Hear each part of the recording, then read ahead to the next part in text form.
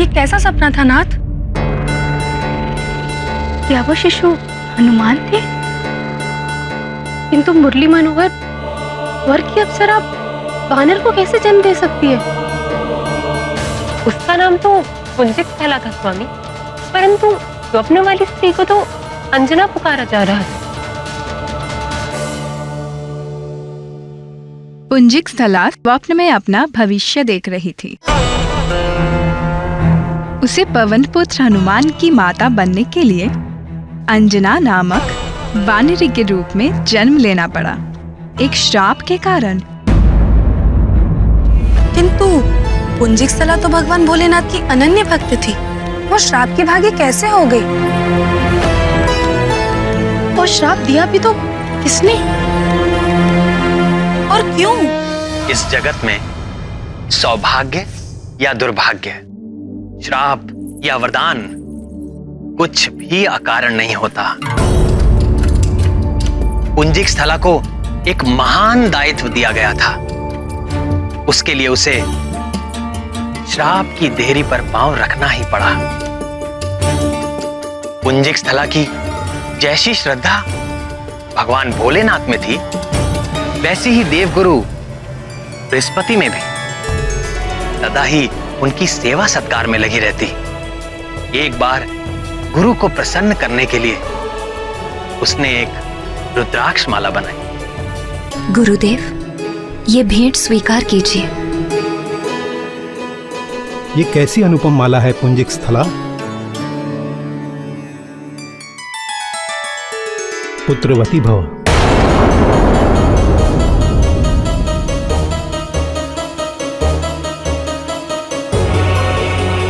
गुरुदेव, ये कैसा आशीर्वाद दे दिया आपने? मैं स्वयं चकित हूं पुत्री कि मेरे मुख से ऐसा वचन किस कारण निकला। निश्चित ही ये देवी प्रेरणा से ऐसा हुआ है। किंतु गुरुदेव, मैं तो अप्सरा हूं और अप्सराएं कभी मां नहीं बनती। ये मैं नहीं जानता कि मेरे मुख से ये आशीर्वाद क्यों निकला, किंतु ये असंभव ही नहीं है। तुम भी भगवान शंकर, जगत जननी माता पार्वती के आशीर्वाद से एक पुत्र की माता बनोगी। तुम्हारा पुत्र परम ज्ञानी, महाबली, सर्वगुण संपन्न, अजय और अभय होगा। तीनों लोकों में उसके यश और कीर्ति की गाथा गाई जाएगी। इस रुद्राक्ष माला की यात्रा अभी आरंभ हुई है। कुछ दिन बीत गए।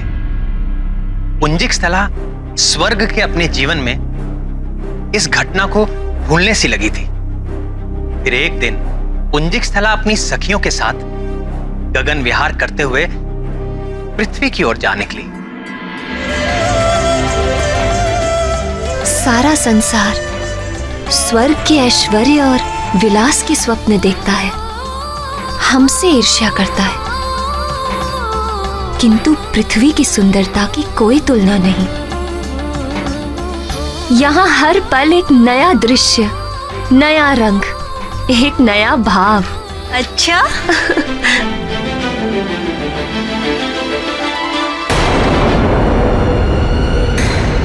अरे, ये क्या हुआ? ये यान क्यों रुक गया?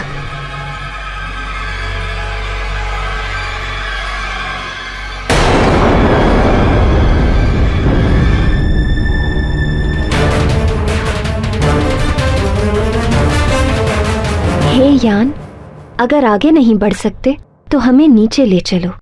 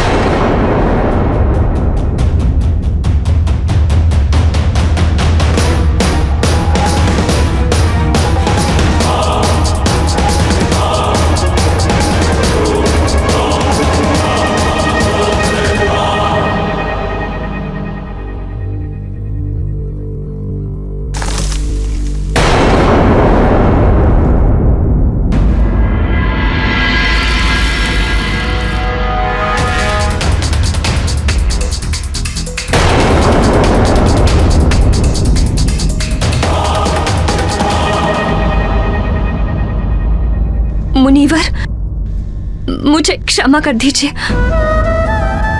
मैं वो वानर आकृति देखकर, मुनीवर, मैंने आपकी तपस्या भंग की है। मुझे नहीं पता था कि भीतर आप हैं। मिट्टी की वाम्बी में मुझे वानर आकृति दिख रही थी तो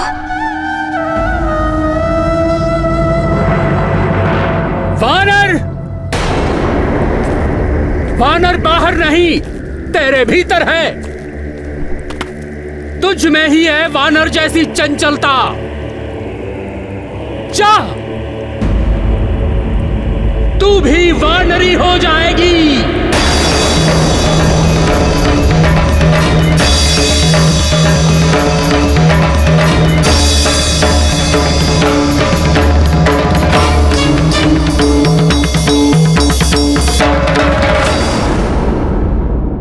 किंतु प्रभु, पुंजिकस्थला तो बहुत ही शांत स्वभाव की अप्सरा थी।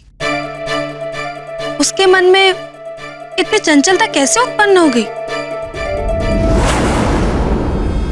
चंचलता आई नहीं, पुंजिकस्थला के मन को चंचल कर दिया गया। किसने कर दिया प्रभु? मेरी योग माया, जिसे लोग महामाया या पराशक्ति भी कहते हैं। किंतु योग माया ने ऐसा क्यों किया प्राणनाथ? जब जब संसार में मेरे हस्तक्षेप की आवश्यकता होती है, तब तब योग माया मनुष्यों के मन को विचलित कर देती है। मत्स्यगंधा को देखकर यदि महर्षि पराशर का मन विचलित ना होता, तो महर्षि वेदव्यास का जन्म कैसे हो पाता? और यदि महर्षि वेदव्यास का जन्म ना हो पाता, तो द्वापर में वेदों का उद्धार करके उनका विभाजन कौन करता? महाभारत और श्रीमद् भगवत की रचना कौन करता? वो भी तो मेरा ही एक अवतार है। इसी प्रकार माता कैकेयी, वो तो श्री राम को भरत के समान ही प्रेम करती थी। यदि उनका मन विचलित ना होता, तो श्री राम को वनवास कैसे मिलता? और यदि श्री राम वन को ना जाते, तो ना सीता हरण होता और ना ही रावण का वध हो पाता। इसलिए हनुमान के जन्म की स्थितियां बनाने के लिए पराशक्ति ने ही देव गुरु बृहस्पति के मुख से पुत्रवती भव का आशीर्वाद दिया और तपस्या कर रहे मुनि के मुख से ऐसा श्राप दे डाला। मुनीवर, मुझे क्षमा कर दीजिए। इतने वर्षों तक मौन रहने के पश्चात मेरी वाणी से जो वचन निकले वो मिथ्या नहीं हो सकते। मैं चाहकर भी इसे वापस नहीं ले सकता। इसमें न कुछ दोष तुम्हारा है और न कुछ मेरा।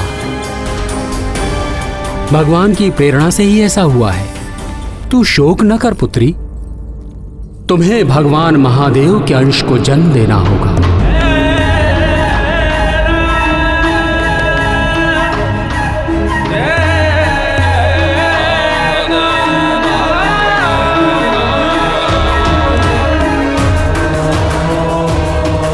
उसके कुछ काल पश्चात तुम्हें अपना अप्सरा रूप पुनः प्राप्त हो जाएगा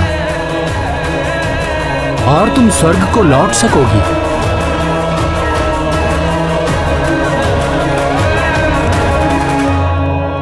ठीक ही तो है। पुंजिकस्थला जैसी शिव भक्त, गुरु भक्त और नृत्य संगीत विशारदी हनुमान की जननी हो सकती थी। हाँ, तभी तो पुंजिकस्थला के ये सारे सद्गुण हनुमान को भी प्राप्त हुए। तो क्या हनुमान की संगीत में भी सिद्धि है? राम भक्त हनुमान जब गाते हैं, तो वो अपनी सुध बुध सब भूल जाते हैं। हनुमान जब गाते हैं तो वो हनुमान नहीं रहते, स्वयं गीत हो जाते हैं। उनके गायन से जुड़ा एक बड़ा ही रोचक प्रसंग है। सुनाइए ना मुरलीधर। हनुमान की संगीत प्रतिभा की बातें जब देव गंधर्व नारद ने सुनी तो उन्होंने हनुमान को गायन प्रतियोगिता की चुनौती दे डाली। देव मुनि नारद तो संगीत शास्त्र के महापंडित हैं और उनके आगे तो गंधर्व भी कहीं नहीं ठहरते। तो फिर क्या हुआ स्वामी, कौन जीता? धीरज रखो प्रियतमा, सब बताता हूँ। नारायण नारायण। और जब मैंने गायन आरंभ किया तो मेनका, रंभा और उर्वशी स्वयं को रोक ना सकी। सारी अप्सराएं एक साथ, महादेव क्या दृश्य था। पूरा इंद्रलोक तेरे संगीत से झूम उठा था। आप भी वहां होते तो बड़ा आनंद आता।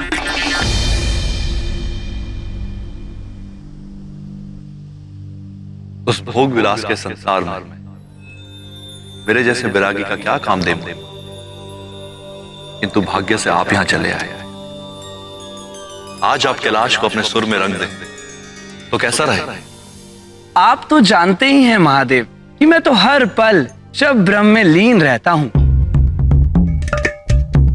पर स्वर्गलोक जैसी दिव्य संगत भी तो होनी चाहिए, तब आनंद आएगा।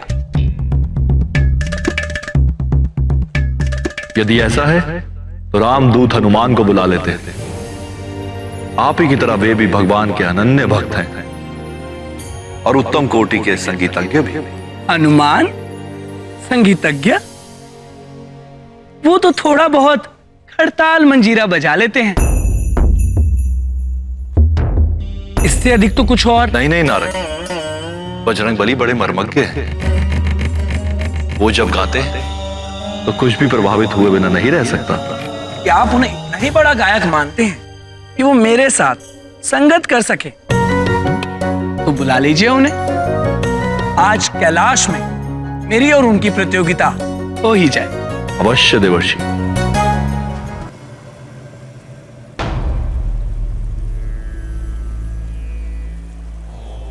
परम प्रिय हनुमान,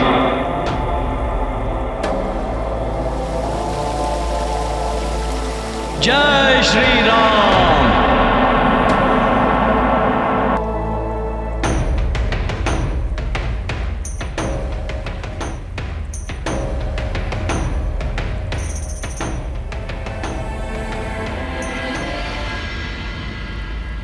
भुजंग भूषण भगवान शशि शेखर और जगत जननी माता भवानी के चरणों में राम भक्त हनुमान का प्रणाम।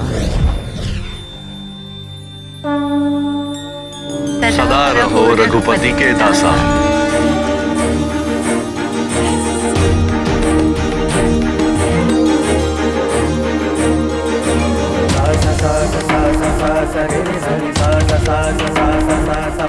प्रणाम मुनिवर।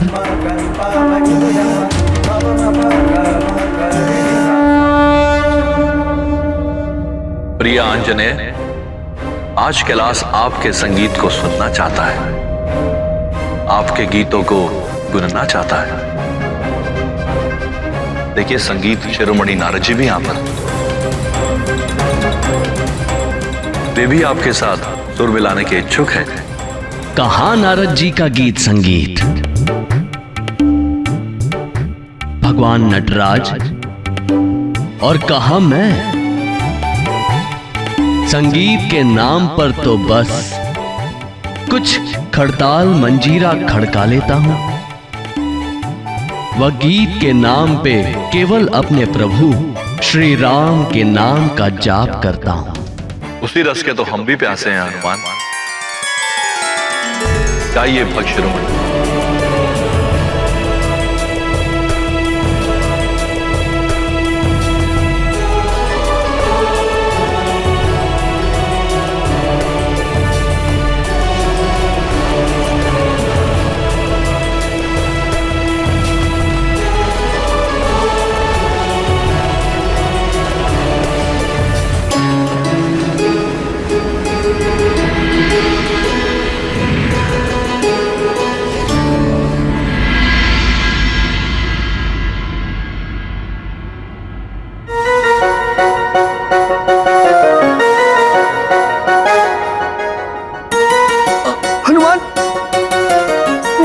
यहां से निकालिए हनुमान।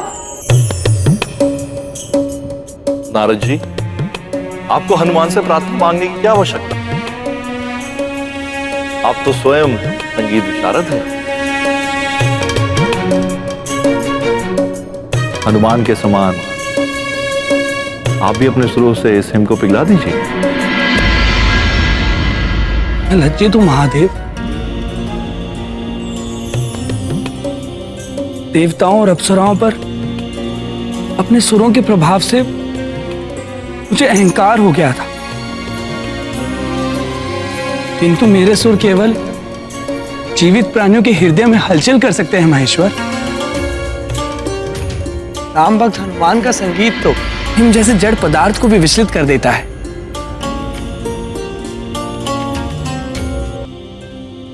जिसके कान तो क्या हृदय भी नहीं।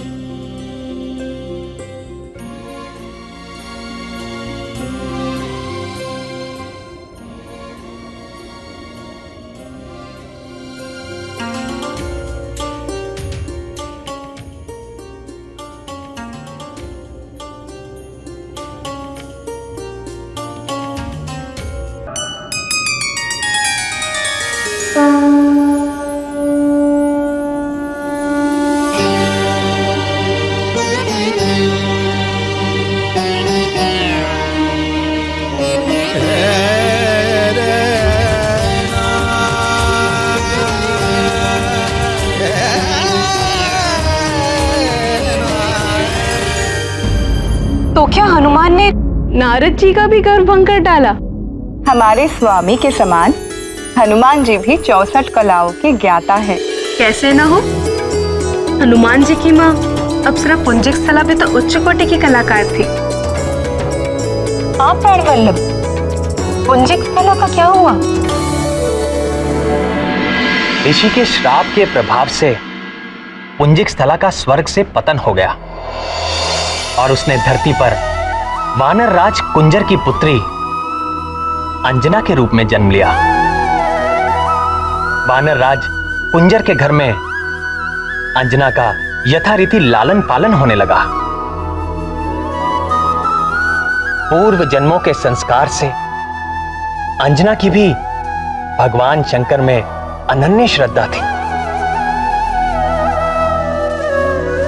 समय बीतता गया, यौवन के पग धरते ही अंजना का सौंदर्य खिल उठा, किंतु अन्य युवतियों से विपरीत अंजना आभूषण और अलंकार के साथ साथ शस्त्र विद्या में भी रुचि लेने लगी। वानरराज कुंजर ने उसे रोका नहीं, वरन उत्साह वर्धन ही किया।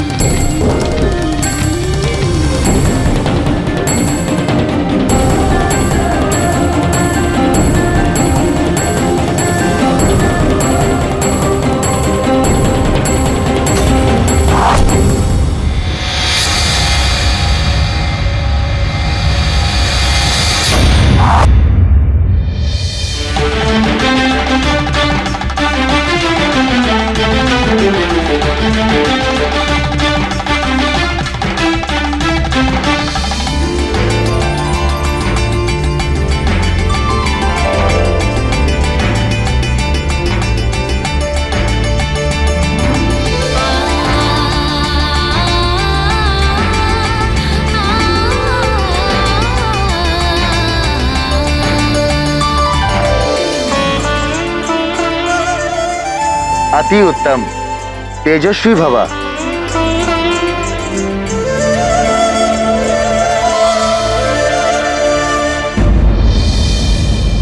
बहुत सोच समझकर पुंजिक स्थला को हनुमान की जननी के लिए चुना गया था, पर अभी भी वो भगवान भोले शंकर के अंश का भार वहन करने में समर्थ नहीं थी।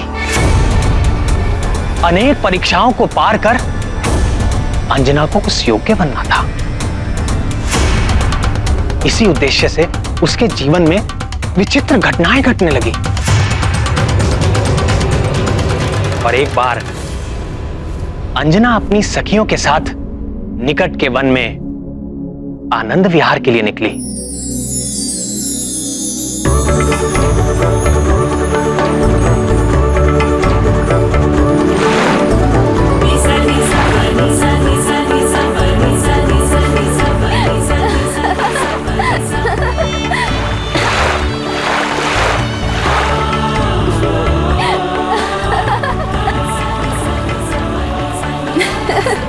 देखो ना अंजना, कितना शीतल जल है, बड़ा आनंद आ रहा है। आओ ना।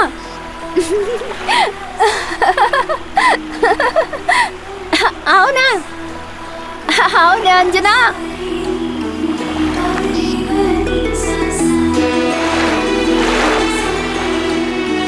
नटखट, क्या कर रही हो? तुम लोग रहो जल में, मुझे तो यहाँ तट पर ही अच्छा लग रहा है।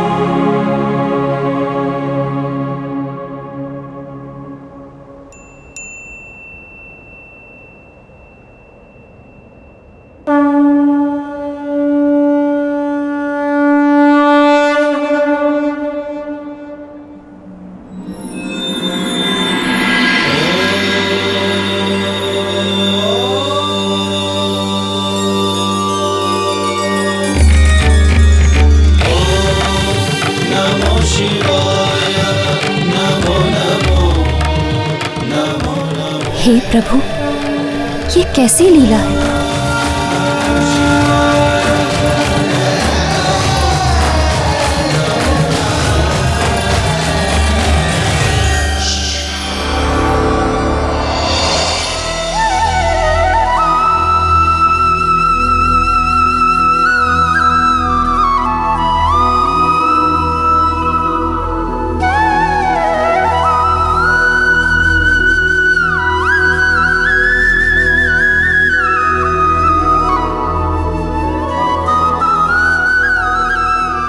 आप हमें सता रहे हैं मुरलीधर।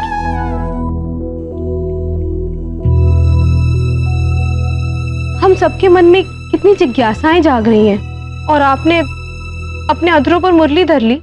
प्रिय, यदि आपके मन में इतनी ही जिज्ञासा है तो सुनिए।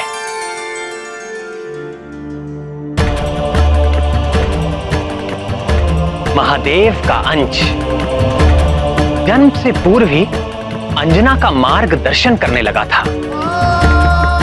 मनुष्य का प्रारब्ध अर्थात उसके जीवन में होने वाला घटनाक्रम जन्म से पूर्व ही निश्चित हो जाता है और चाहे अनचाहे हर प्राणी अपने भाग्य की ओर खिंचता चला जाता है।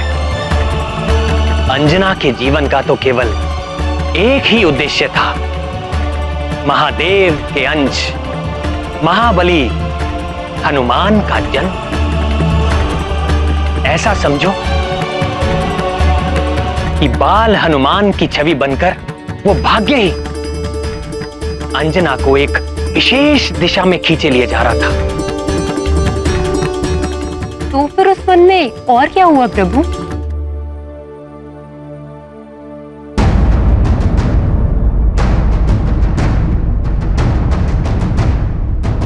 वहां जो हुआ वो बड़ा ही भयंकर और रोमांचकारी था।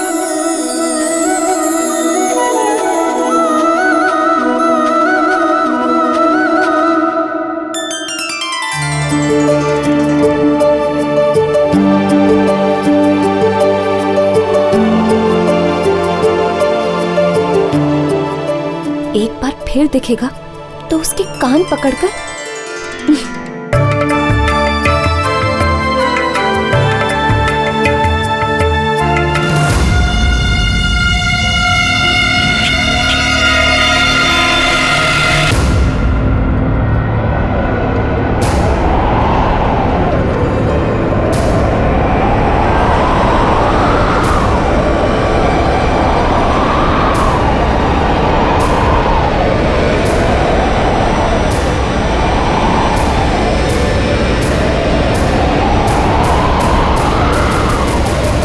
हे भूतपति भगवान रुद्र, हे माता रुद्राणी, मेरी रक्षा कीजिए।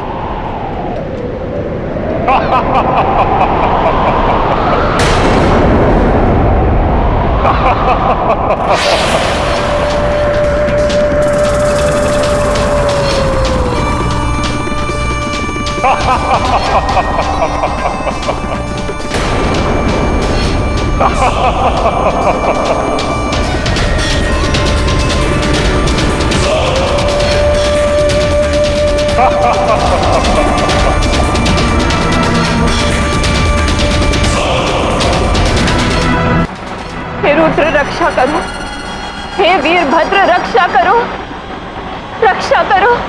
दम साधन से तुम्हारी रक्षा तो केवल दम साधन ही कर सकता है सुंदरी। डरो मत, मेरी ओर उससे विवाह करोगी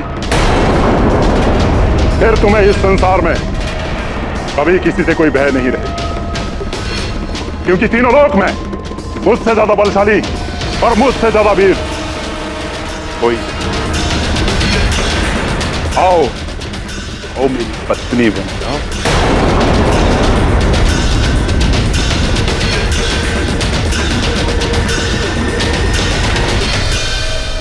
भाग कर कहां जाओगी? रुक जाओ, देखो मुझे क्रोध आ रहा है।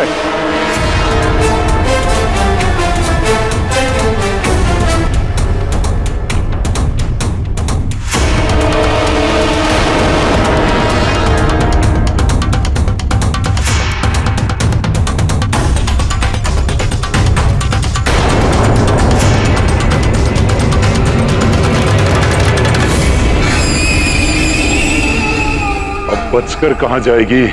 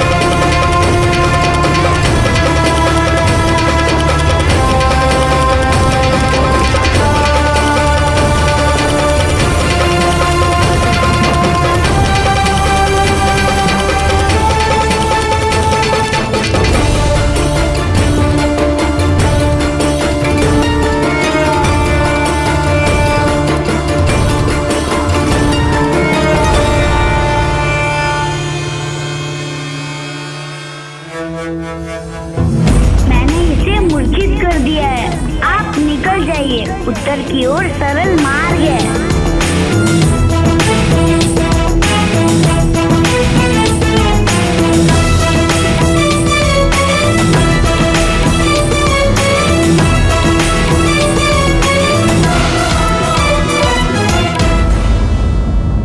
किंतु प्रभु, जिस वन में शंभ साधन जैसे भयंकर राक्षस का प्रकोप था, उस विकराल वन में बाल हनुमान अंजना को लेकर गए ही क्यों?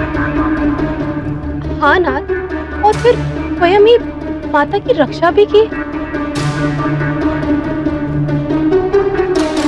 इस जगत में कुछ भी अकारण नहीं होता, कुछ तो कारण होगा। ठीक है, यदि आप नहीं बताना चाहते तो ना बताएं, किंतु ये तो बताएं कि फिर अंजना का क्या हुआ? जिस उत्तर दिशा की ओर बाल हनुमान ने माता अंजना को भेज दिया था, वहां ऋषि पनक का आश्रम था। ऋषि ने अंजना को जलपान कराया और उनकी सारी व्यथा सुनी।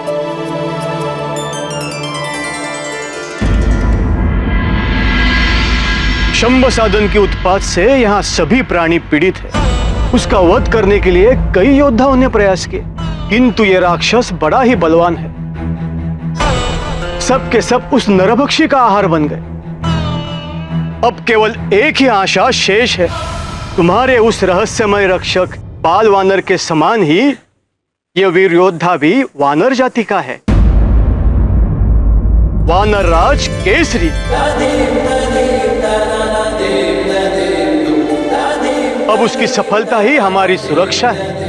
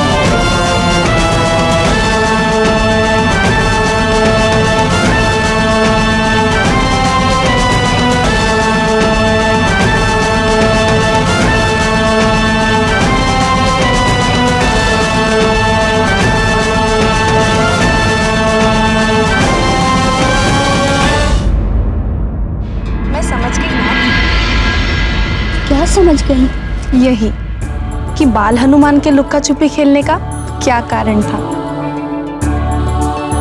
उनका उद्देश्य अपने होने वाले माता पिता अंजना और केसरी का मिलन कराना था। मैं ठीक कह रही हूँ ना स्वामी? हाँ प्रिय, ये सारी लीला बाल हनुमान के रूप में भगवान शंकर ने ही की थी।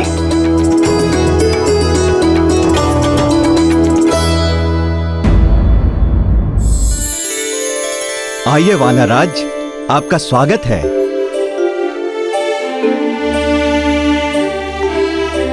बेटी अंजना,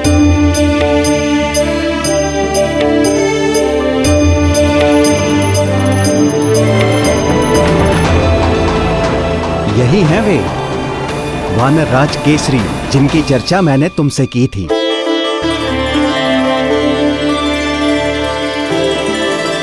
वीरवर, ये वानरराज कुंजर की पुत्री देवी अंजना हैं।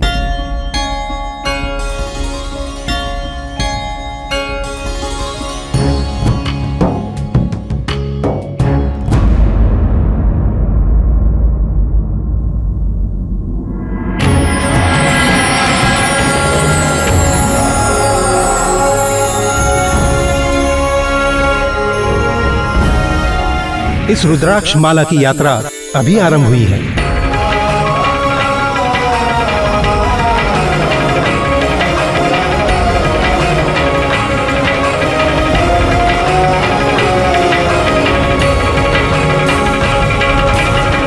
पुंजिक स्थला ने जो माला देवगुरु बृहस्पति को अर्पित की थी, वो केसरी के पास कैसे पहुंच गई? वानर राज केसरी की माता थी वानर सुंदरी ऋक्ष। बृहस्पति के पुत्र गदगद और गदगद के पुत्र केसरी। सर्वज्ञानी बृहस्पति ये जानते थे कि अंजना और केसरी की भेंट अवश्य होगी।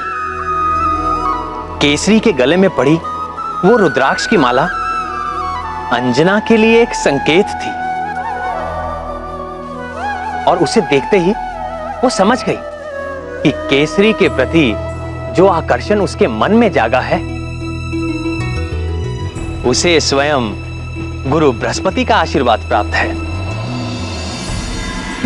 वीर केसरी,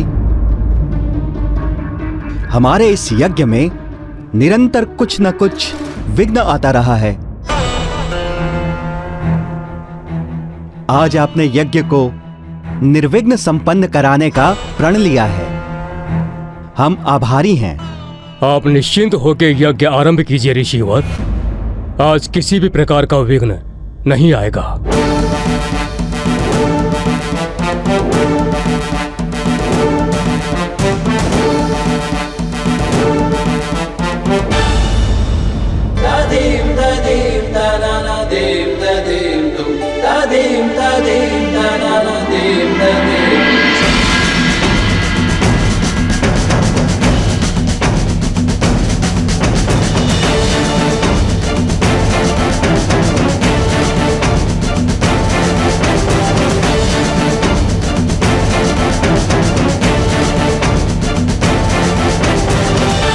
केसरी ने प्रण तो ले लिया था, पर कार्य बड़ा दुष्कर था। रावण के बढ़ते प्रभाव से अनेक प्रकार के पापी और असुरी शक्तियां बलशाली हो गई थी। यज्ञ जब तप आदि करने वालों के ये दुराचारी विशेष शत्रु थे। शंभ साधन भी ऐसा ही एक मायावी राक्षस था, जो सदैव ही मतवाला होकर सबको सताता रहता था, क्योंकि उसे किसी भी शस्त्र से ना मारे जाने का वरदान प्राप्त था। इसी कारण से उसे मारना बहुत कठिन हो गया था।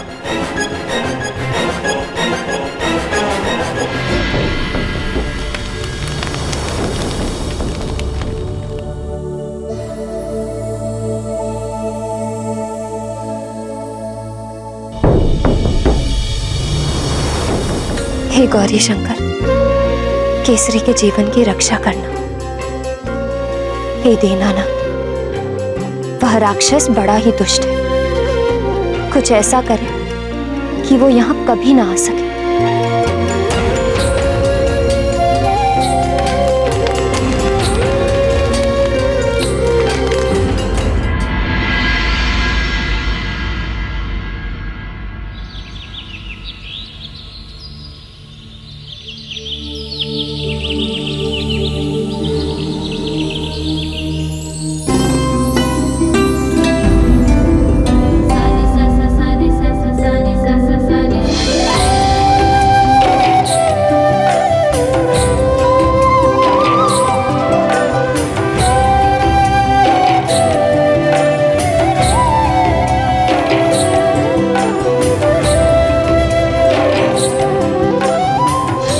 हे ईश्वर, मुझे वो शक्ति देना कि मैं रण में संभ सदन से जीत सकूं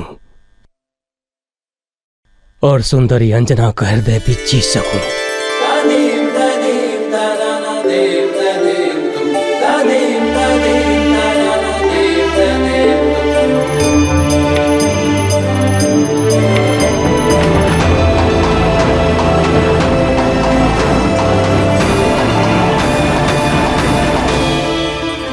धन्यवाद देवी अंजना।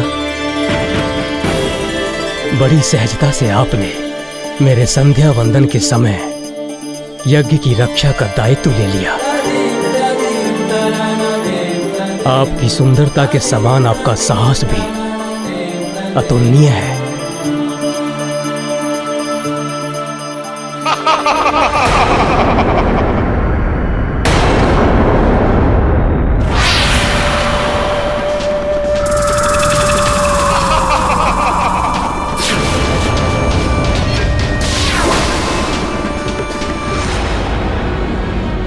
डरे नहीं देवी अंजना, आप मेरी रक्षा में हैं।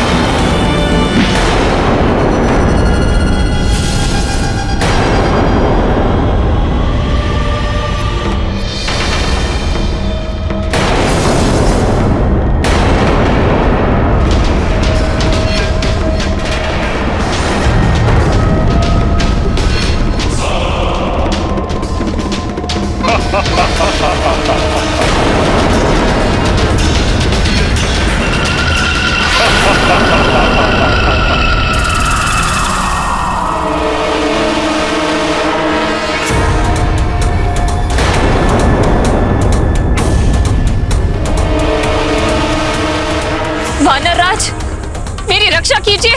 सुंदरी, मेरी पत्नी बनोगी?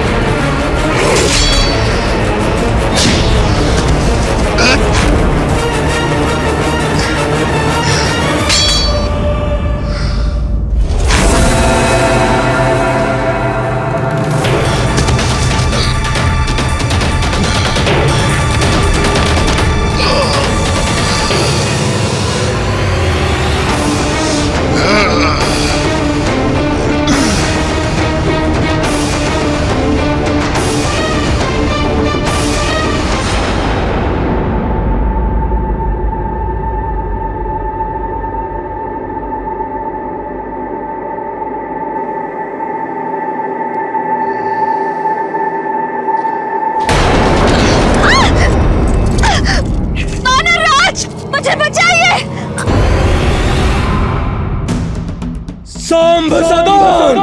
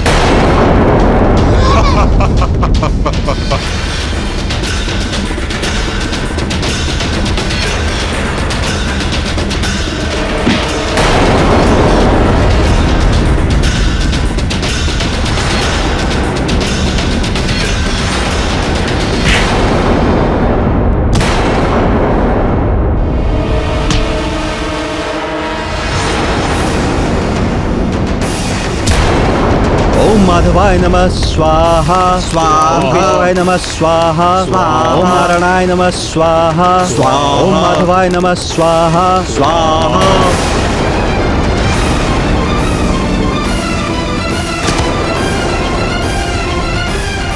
हे महादेव, हे उमाकांत, हे आशुतोष, रक्षा कर, रक्षा कर, रक्षा कर, रक्षा कर।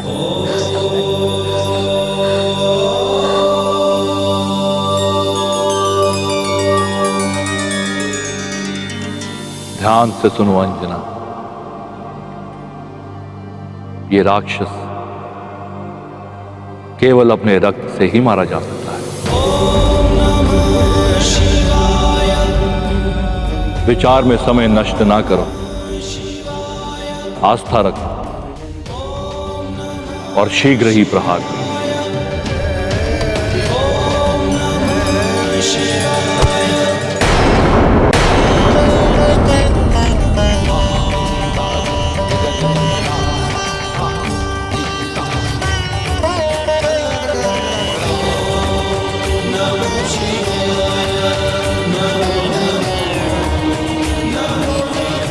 वानरराज, यह राक्षस केवल अपने ही रक्त से मर सकता है। ये गदा लीजिए, इसमें जो रक्त है ये इसी का है। मारिए, वध कर दीजिए इसका।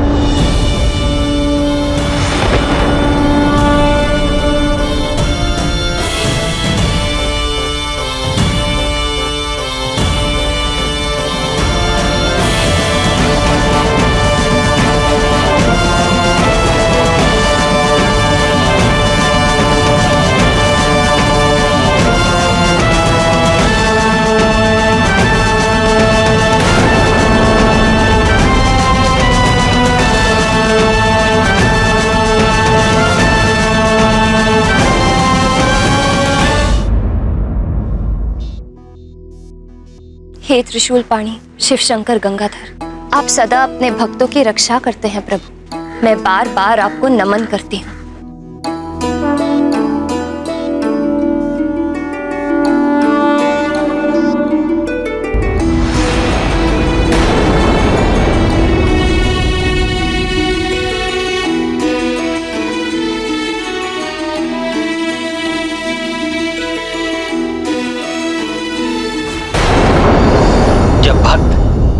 प्रेम से अपने इष्ट देव को पुकारता है तो उनको सुनना ही पड़ता है। और यदि इष्ट देव स्वयं भगवान भोलेनाथ हो तो कहना ही क्या। शीघ्र प्रसन्न होने वाले इसी स्वभाव के कारण उनका एक नाम आशुतोष भी है। केसरी के प्रति अंजना के इस प्रेम के सूत्रधार भी तो भगवान भोलेनाथ ही थे। केसरी की रक्षा के लिए अंजना को इस प्रकार प्रार्थना करते हुए देख तुरंत भोलेनाथ ने शंभ साधन के मृत्यु का रहस्य खोल दिया। तो फिर इस घटना के बाद से तो केसरी अंजना से और अधिक प्रेम करने लगे होंगे। निस्संदेह आप ही की तरह वो भी अपने प्रेम को पाने के लिए अधीर होने लगे प्रिय। ऋषि पनग अंजना और केसरी के प्रेम के साक्षी थे। उन्होंने अंजना के पिता वानर राज कुंजर के आगे उनके विवाह का प्रस्ताव रखा और फिर शुभ मुहूर्त में वैदिक रीति से केसरी ने अंजना का पाणी ग्रहण किया और मंगल ध्वनियों के बीच सारे लोग आनंद, उत्सव और उल्लास में डूब गए। राम भक्त महाबली हनुमान को जानना हो तो चैनल को सब्सक्राइब करें और बेल आइकॉन दबाना न भूलें।